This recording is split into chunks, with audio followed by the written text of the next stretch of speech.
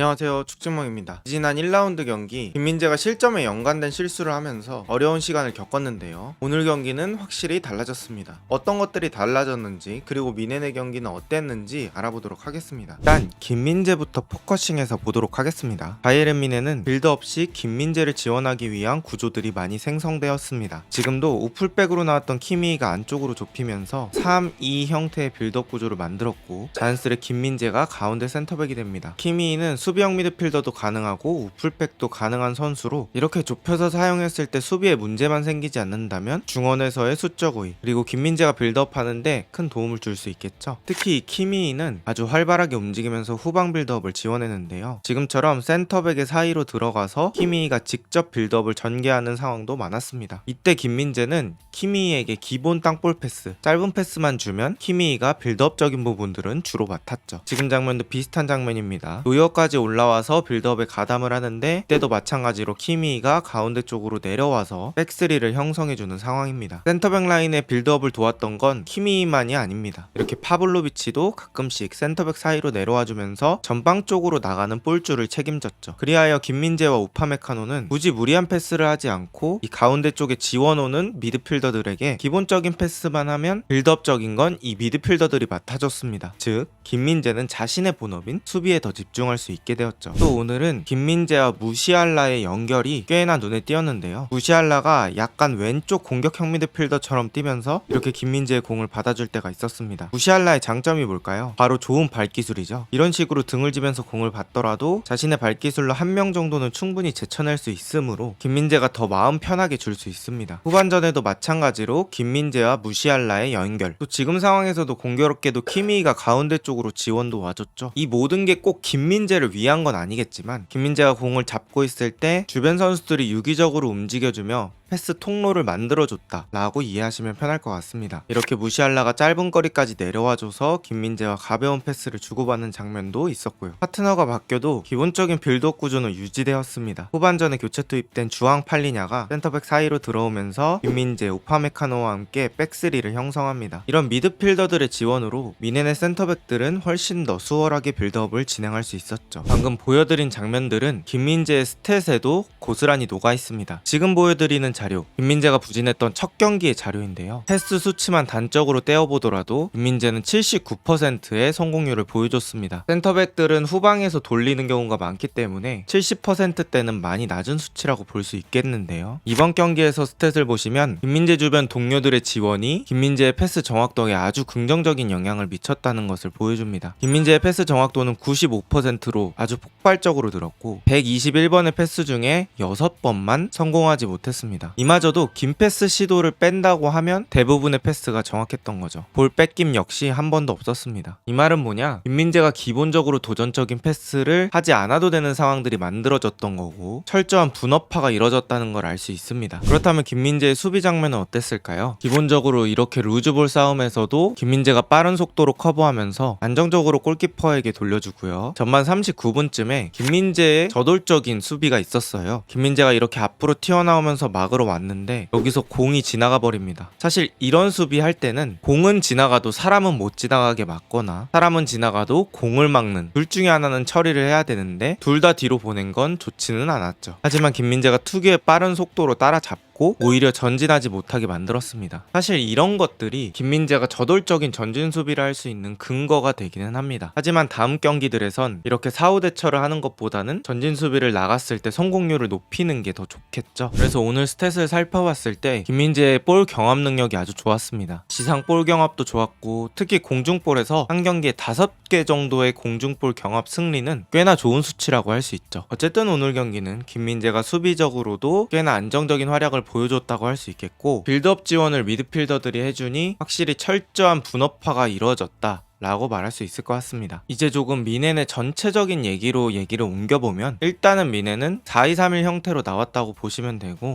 키미가 안쪽으로 들어오면서 무시알라가 올라갑니다. 그러면서 자연스레 3-2-4-1의 형태가 되고, 특히 프리미어리그 팀들이 이런 구조의 빌드업을 많이 사용하죠. 올리세가 완전 사이드 쪽 윙어도 가능한 선수이긴 하지만 어떻게 보면 공격형 미드필더 성향도 가지고 있어서, 이런 변형 빌드업은 미네네 퀄리티 좋은 2선 자원들을 골고루 적절히 적절히 사용할 수 있는 방법이 되었습니다. 또 아까 김민재 빌드업에서 설명드렸던 것처럼 키미의 중앙 개입이 미넨의 최후방 수비수들에게 빌드업적으로 아주 큰 도움이 됐죠. 또 공격 과정만 떼서 봤을 때는 오른쪽에 있는 그나브리, 올리세의 조합이 상당히 좋다고 느껴졌는데요. 조금 더 직선적인 그나브리, 플레이메이킹 되고 다재다능한 올리세, 이 두 명이 계속 위치를 바깥쪽과 안쪽 서로 바꿔가면서 좋은 시너지를 냈던 것 같습니다. 그래서 앞으로도 분데스리가에서 기대되는 조합이 아닐까 라고 생각을 해봤습니다. 또 토트넘 때부터 케인을 봐오신 분들은 아시겠지만 케인 특유의 빌드업으로 전개를 하는 과정들도 있었어요. 케인이 이렇게 아래쪽으로 내려와주면서 길게 반대쪽으로 전환하는 모습, 지금도 역습 과정에서 오히려 케인이 아래쪽으로 내려와주면서 사이드 쪽 뛰는 코망에게 좋은 패스, 이런 케인의 움직임이 코망이나 그나브리 같은 발빠른 자원들을 아주 잘 살려줄 수 있습니다. 또 케인은 PK로 득점을 하기도 했고요. 또 미넨의 두 번째 득점 장면이 상당히 아름다웠는데요. 상대의 밀집된 수비 대형을 깰 때는 왕반대가 키가 될 때가 있는데 지금도 그런 장면이었죠. 가운데 쪽에 주앙 팔리냐가 사이드 쪽 그나브리에게 공을 열어주고요. 그나브리가 사이드에서 공을 잡은 순간에 라이머가 하프 스페이스로 침투하면서 가운데 쪽 수비를 끌고 가줍니다. 그러면서 손 들고 있는 토마스 밀러가 프리한 상태가 되죠. 프리한 위치가 있는 토마스 밀러에게 그나브리가 툭 찍어주며 패스. 여기서 이 공을 밀러가 발리슛을 바로 해도 이상하지 않은 상황에서 발등으로 잘 잡아놓으며 뒤쪽으로 공을 뺍니다. 이 터치가 아주 예술이었죠. 그리고 양발 다 잘 쓰는 밀러가 왼발로 깔끔한 마무리. 경기는 2대 0이 됩니다. 그리고 경기는 스코어 변화 없이 이렇게 마무리됩니다. 오늘 경기 개인적으로 좋았던 것은 후방 빌드업 과정에서 미넨의 철저한 분업화가 좋았다고 생각하고요. 김민재는 기본적인 패스에만 집중하면서 본업인 수비에 더 에너지를 쏟을 수 있었습니다. 사실 오늘 상대인 프라이부르크는 지난 1차전 볼프스부르크보다는 압박이 강하진 않았어요. 그래서 김민재가 다시 한번 압박이 강한 팀과 경기하는 것을 보고 싶습니다. 거기서도 오늘과 같이 매끄럽게 경기를 한다면 김민재가 확실히 멘탈적으로도 플레이적으로도 극복할 수 있었던 부분이다 라고 생각하시면 될 것 같아요. 일단 김민재는 저돌적이고 공격적인 수비를 하기 때문에 저는 정말로 자신감이 중요한 플레이 스타일이라고 생각합니다. 그런 의미에서 오늘 경기는 자신감을 찾기에 너무 좋은 경기였고 좋은 흐름을 가지고 A매치 주간을 맞을 수 있었던 것 같습니다. 오늘 영상은 여기까지입니다. 비슷한 영상이 궁금하시다면 구독 부탁드립니다. 좋은 하루 되세요.